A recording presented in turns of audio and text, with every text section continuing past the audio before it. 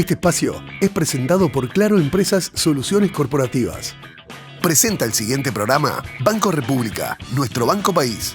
Empresarios de acá se realiza en el Hotel NH Montevideo Columbia. En el programa de hoy vamos a conversar sobre qué es lo que pronostican los empresarios del sector de comercio y servicios para este año y cuáles son los temas que intentarán poner en la agenda del nuevo gobierno. El diálogo será con Julio Lestido, presidente de la Cámara Nacional de Comercio y Servicios. También vamos a conversar sobre quiénes invierten en el fútbol uruguayo y tendremos el análisis a cargo del doctor Nicolás Rivadavia, que es especialista en Derecho Deportivo, y Nicolás López, empresario, presidente de Paysandú Fútbol Club.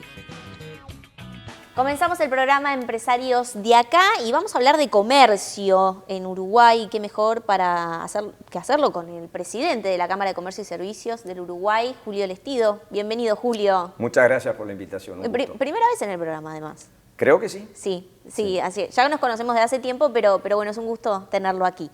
Bueno, Julio, es un año muy interesante para analizar, cambio de gobierno, también un año en el que van a desarrollarse muchas mesas de negociación colectiva salariales y allí el comercio, ¿cómo mide sus perspectivas de crecimiento y desempeño?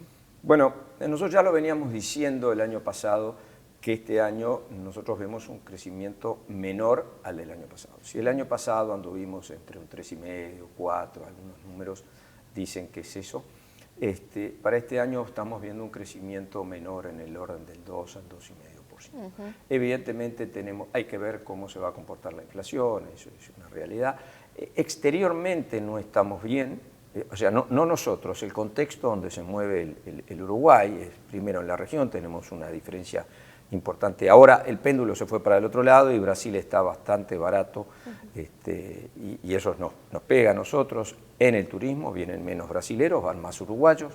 O sea, cambió la vía, antes íbamos para el otro lado, ahora estamos yendo para este lado. Es difícil mantener el fiel de la balanza en el medio, pero bueno, estamos viendo eso. A nivel internacional, como dije, también hay ciertas corrientes proteccionistas, se están hablando de subas de aranceles, sobre todo de la potencia más importante del mundo, que es Estados Unidos, y eso va a impactar a los productos nuestros. Entonces, sin duda, estamos viendo que un crecimiento más lento para este año, o más chico, mejor dicho. Tenemos, sí. También, y tenemos la ronda de los consejos de salarios, que evidentemente eso genera, te diría, no voy a hablar de inquietud, porque no me gusta ser alarmista, pero digo, genera cierta atención, por buscar una palabra, que te lleva a mirar las cosas, a estudiar para ver cómo se van a desarrollar todas las negociaciones, ¿no? Allí, sin duda que cuando arranca el año, arrancan las perspectivas para muchos sectores, también sumándole que es un cambio de gobierno, seguramente los sectores, las gremiales, ponen temas de agenda en orden como para hacer sus planteamientos, ¿no? Si tuviese que definir alguna medida o algunas en las cuales este nuevo gobierno debería hacer foco para atender determinadas inquietudes del comercio, ¿allí cuáles serían? Bueno, es buena la pregunta. Es como tú sabes, nosotros tenemos en la actividad de comercio y servicios, es muy amplia, Claro. Los temas son muy variados, es muy difícil a veces hacer foco en algunos temas en concreto, porque tenemos muchas gremiales con distintas actividades. Si tuviéramos que resumir, yo te diría que el año pasado nosotros elaboramos y les hicimos llegar a los partidos políticos un documento que llamamos un Pacto por la Patria.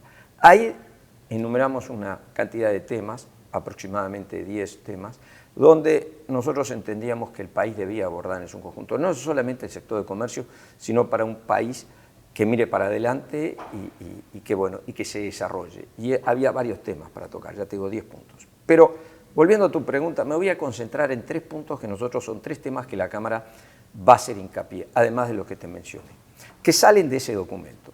Uno es la facilitación. ¿Qué es la facilitación? Bueno, la facilitación es Es un término que nosotros hemos aplicado a tratar de buscar en el entorno y en el ambiente que se mueven las empresas uruguayas, en su ambiente de negocios, algo que les permita, o herramientas que les permita ser más eficientes las empresas, el Estado, y poder al final del día ser más competitivos.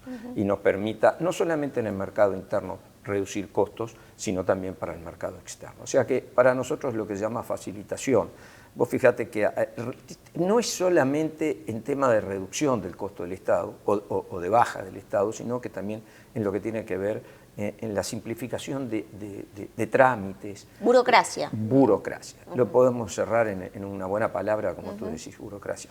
Que al final del día, en algunas es costo, en otras es tiempo, tiempo es igual a costo, pero vamos a decir, hay papeles que simplemente, o trámites que si bien no genera un costo económico en ese momento, sí está generando trabas y cosas que te lleva.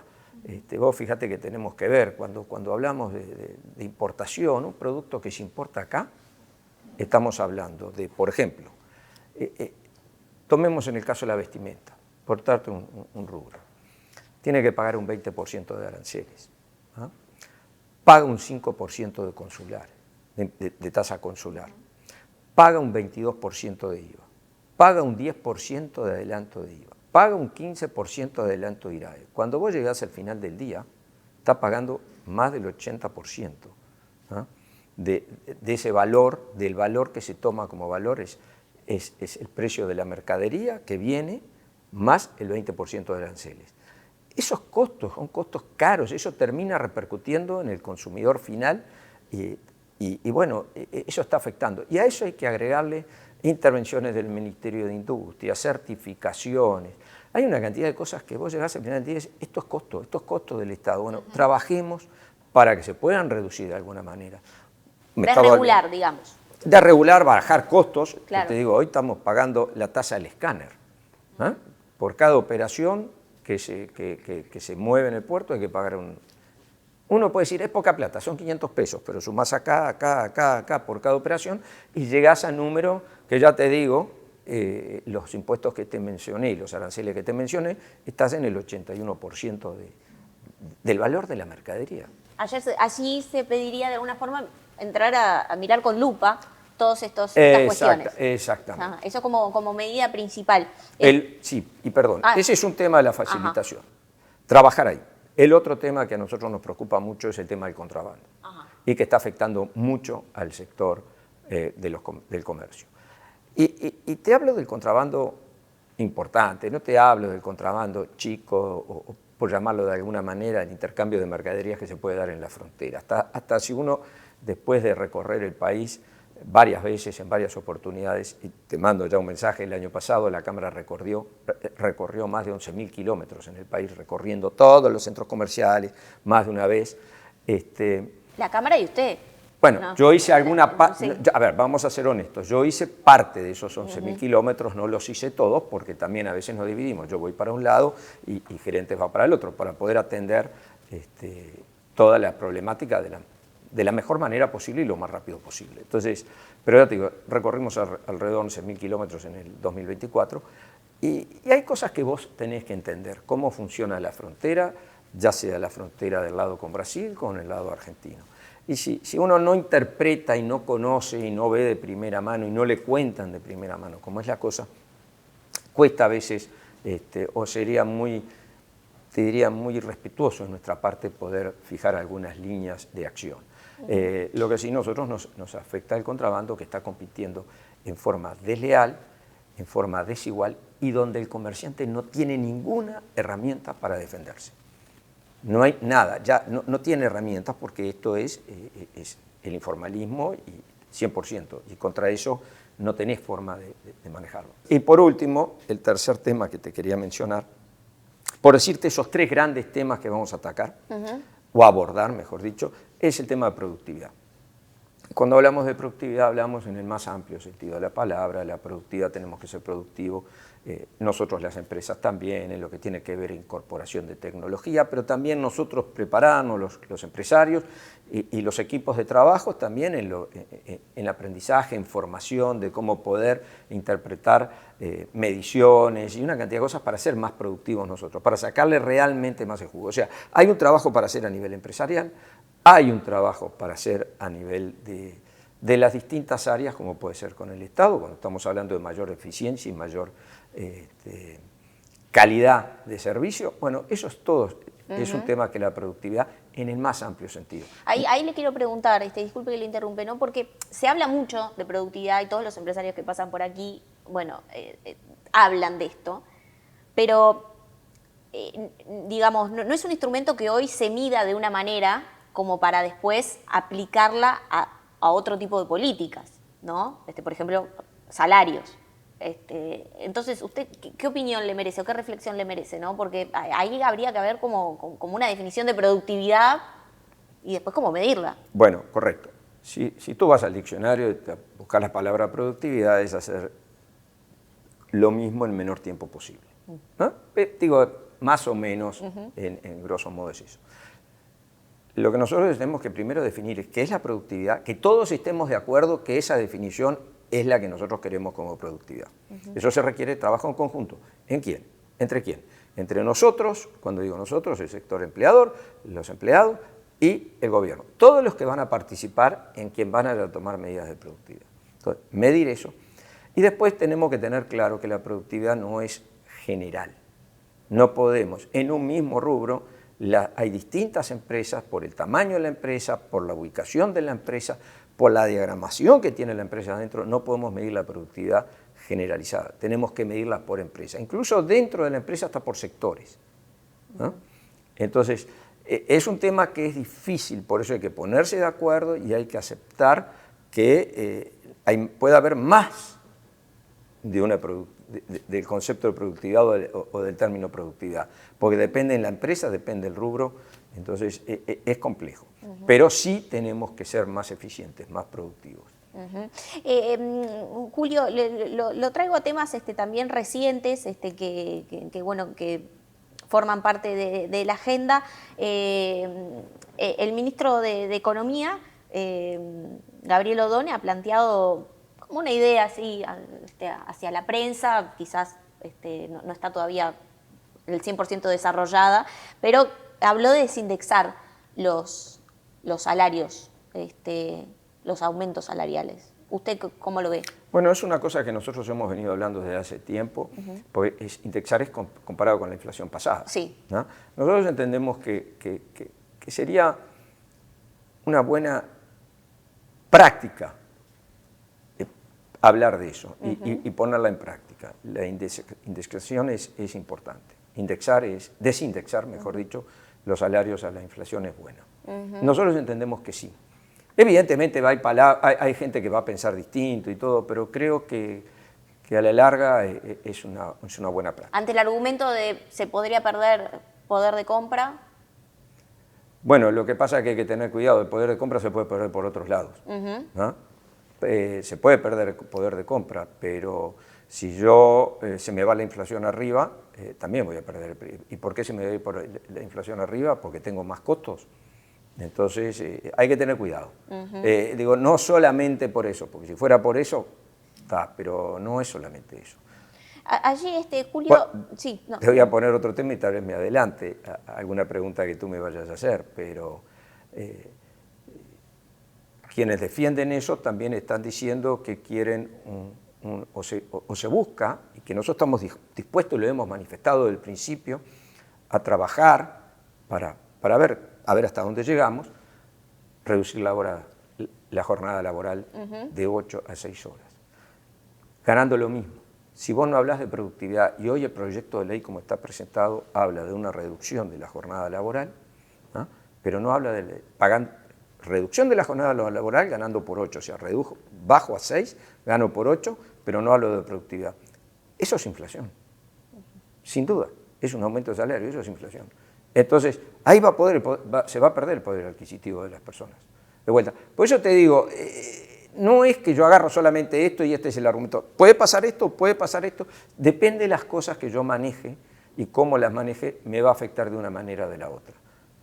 Perdón que te lo traiga a colación, pero de repente podía hacer una pregunta más adelante, pero me adelanté porque también, ¿viste? Porque dice, sí, yo voy a desindexar la economía, entonces, o los salarios, y bueno, resulta que esto no, porque va a generar inflación o pérdida de poder adquisitivo si hago eso. Pero por el otro lado también digo, si vas a las 8 horas y de las 8 horas la bajás a 6 y no se habla de productividad y estás pagando por 8, va a generar inflación, porque las empresas van a trasladar los costos.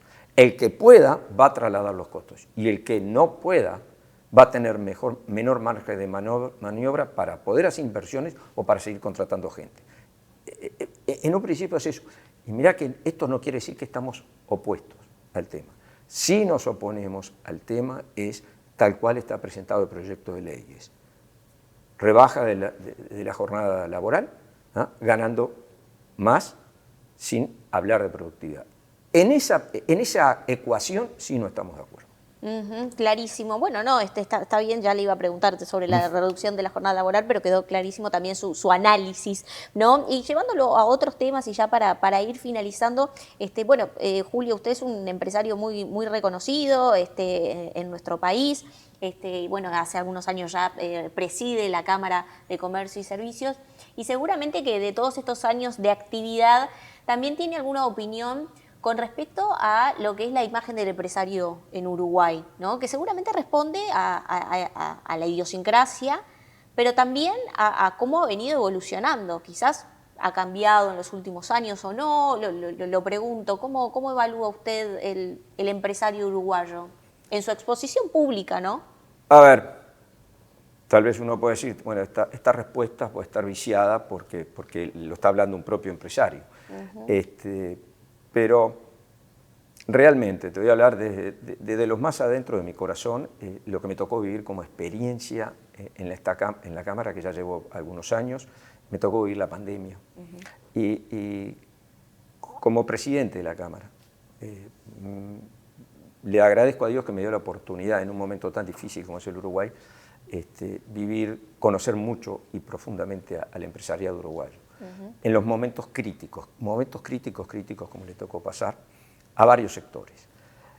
Y simplemente vuelvo a reconfirmar la imagen que tenía del empresario uruguayo. El empresario uruguayo es un hombre muy creativo, muy valiente, muy resiliente. Es un hombre que no baja los brazos, que busca todas las maneras posibles de enfrentar las situaciones más adversas, como les tocó vivir a todos, nos tocó vivir a todos. Pero yo no me olvido, tengo una imagen grabada cuando la economía, que nunca se paró, que eso fue una muy buena decisión que se tomó a nivel de gobierno, y es justo decirlo, y hay que decirlo siempre, ¿no?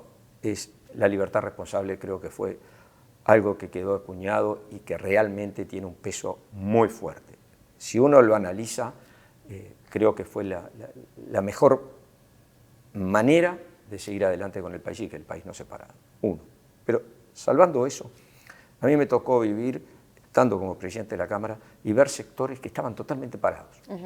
Y te pongo uno, todo lo que tiene que ver con eventos, fiestas, todo, pero te puedo poner cualquier rubro, lo que te imagines, desde las personas que vendían trajes y vestidos de fiestas, cuando decían, la vestimenta está creciendo, pero nosotros no vendemos. ¿Por qué? Porque nadie iba de fiesta, nadie se compraban championes, se compraban alpargatas, se compraban sandalias para andar dentro de la casa, pero nadie compraba un vestido, un zapato de tacos para una mujer o un zapato para la noche para los hombres, porque la gente no iba. Todo ese rubro estaba parado, lo que era sastrería, lo que era confección. Cuando lo trasladas a todo lo que tiene que ver con eventos, fiestas, la gente que organiza catering, las empresas de baños químicos, todo eso estaba parado y el futuro era totalmente incierto. Y esa gente, yo te diría que fueron héroes, realmente héroes. Estuvieron fuertes, firmes, vinieron a la Cámara, varias veces estuvimos hablando con ellos, los acompañamos en distintas ocasiones, incluso al Ministerio de Salud Pública para armar un protocolo. ¿Qué me tocó vivir? Un empresario que no baja los brazos, que en las situaciones más difíciles estuvo unido, en esos sectores se unieron mucho, que estuvo unido, que fue creativo, que le puso todo lo mejor de sí, ya no solamente como empresario, sino su parte humana, contemplando todo lo que estaba alrededor, las familias que tenían atrás ellos, no solamente la de ellos, sino todas las familias que tenían vinculadas a sus negocios.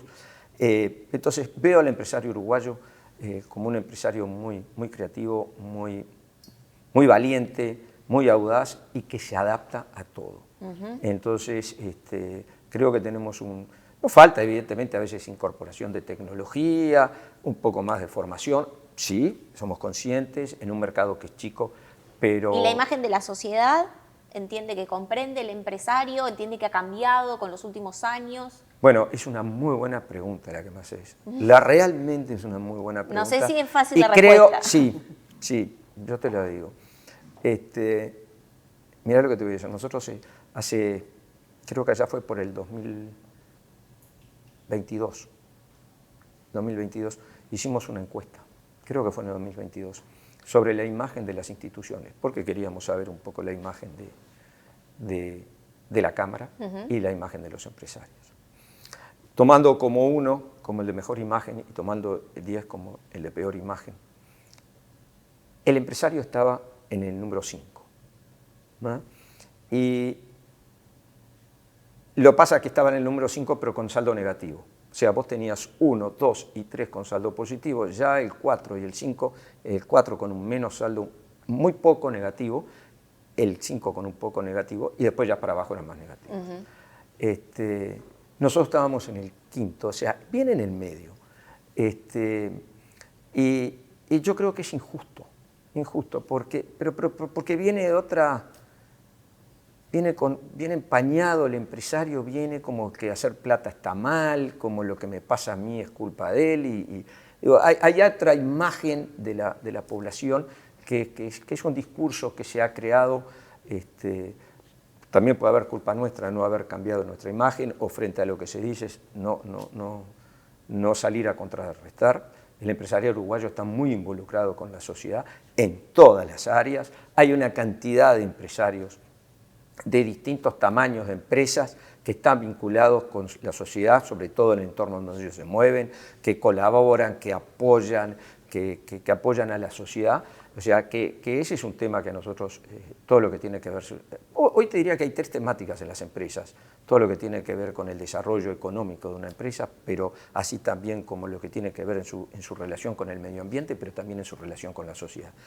Y yo te puedo invitar, y no es nuevo, desde hace muchos años, hablemos de la familia Gallinal, solamente lo que era un gran estanciero y todo lo que hizo por el país, y así te puedo poner una cantidad de empresarios. Te puedo nombrar, que no los voy a nombrar porque tampoco tengo el permiso de ellos para nombrarlos, pero que hacen mucho, han hecho y hacen mucho por nuestra sociedad. Entonces creo que se lo castiga porque creo que hay termina siendo político, algo ideológico, ¿viste? Entonces creo que eso es malo, no se lo mira exactamente, se lo piensa que lo único que está pensando es en el bolsillo. Así salía la encuesta, vos hacías las encuestas y algunos, te diría, preguntas o algunas respuestas que teníamos solamente piensan en el bolsillo de ellos, ganan con la plata nuestra o con el sudor nuestro. Y todo eso es una retórica que no es así. La verdad es que no es así. Me gustaría mostrar muchas cosas de empresarios que hacen y hacen mucho por esta sociedad y yo creo que se los castiga injustamente. Yo lo voy a invitar en otra oportunidad para que sigamos hablando porque el diálogo con Julio Lestido, sin duda que me quedaron muchos temas por hablar, pero bueno, va a haber una segunda oportunidad o tercera, cuarta, porque es un gusto conversar con usted. Presidente de la Cámara de Comercios y Servicios del Uruguay, yo no me puedo ir de esta nota sin antes preguntarle, porque no sé si es una pregunta que le hacen mucho, pero yo, amante de los autos clásicos, supongo que alguno tendrá. Sí, de la línea que ya conocemos, ¿no? Volkswagen. Sí. No vamos a dar marcas para no hacer publicidad, pero sí. No, sí, cómo no. Sí. ¿Cuál tiene la fortuna de tener? Bueno, yo te digo más en la familia, en la empresa, nosotros guardamos un auto de cada década. O sea, tenemos un Volkswagen desde los años 50, 60, del 55, mejor dicho, pero de los años 60, 70, 80, 90, y hasta el último Volkswagen que salió al mercado, que es lo que se denomina New Beetle. Sí, estamos hablando del Fusca. Siempre hablando del Fusca. Ajá. ¿Por qué el Fusca? Puede haber que haya otro auto en la familia, pero el Fusca es el auto emblemático. Junto con el Toyota Corolla son las marcas son los modelos más vendidos en el mundo. Entonces, y es el único auto que yo, acá ya empiezo a hablar un poco en forma sentimental. A mí me encanta ya esta parte de la nota, debió de ser esto, pero bueno.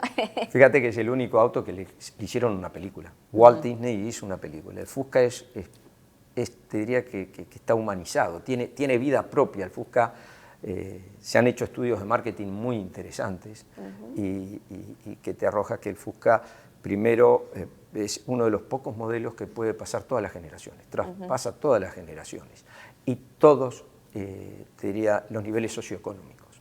Entonces, es un auto que evidentemente está más allá de lo que es un modelo de automóvil para ser parte de casi humano. Y además el sistema mecánico es una ingeniería total. Sí.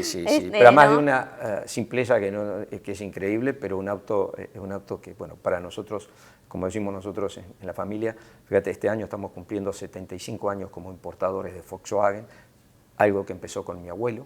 Si bien mi abuelo ya venía con otras marcas de automóviles, pero en 1950 empieza a introducir justo en el mismo año que Uruguay gana el campeonato mundial. Este año estamos celebrando 75 años, lo que nos convierte en los terceros importadores más viejos del mundo y los primeros en América. O sea, yo prácticamente nací en un Volkswagen, te diría en casa, y podríamos estar nosotros, la mesa, familia sentados y el Fusca al lado. Porque me encanta. Es prácticamente eso. Pero tú me ibas a hacer una pregunta. No, yo le iba a hacer esa pregunta, ¿sí? ¿Qué modelo tenía? En particular me dijo que tenía varios, como una exposición. Sí. Pero en su casa tiene uno. Tengo uno. Yo tengo un New Beetle, el último, que es del 2007, convertible. Divino. Es un auto que te diría muy lindo, muy simpático, muy agradable. Y bueno, ese es el que tenemos. Seguro se trasladó en uno de la marca, no me vaya a traicionar, ¿no? Hasta aquí, hasta la nota. Para serte franco, vine caminando. Bueno. Porque digo, estamos cerca de acá y es más fácil hoy venir caminando, trasladarnos en auto que venir en auto. Pero sí, es un auto para nosotros, es difícil. Tal vez no sea muy objetivo hablando del auto, porque tengo una carga emocional en el auto que es impresionante. Bueno, pero lo que pasa es que los que entendemos de estos temas sabemos que tienen valor y no tienen precio. Sí, exactamente. Entonces, son sentimientos. Sí. Bueno, pero vamos a seguir hablando después de cámara con Julio, porque me parece que esta debió ser la nota. En algún momento será. Julio Lestido, presidente de la Cámara de Comercios y Servicios del Uruguay, un gusto. Gracias por su tiempo y por venir a compartir todo su análisis con nosotros. No, muchísimas gracias a ustedes, un gusto y bueno, estamos a las órdenes. Betel, única cadena de centros de estética y spa del Uruguay. GSS, única empresa en Uruguay dedicada al Facility Services. Limpieza, seguridad, outsourcing de personal y mantenimiento. Conozca más en www.gss.com.uy. Agregamos valor a las empresas.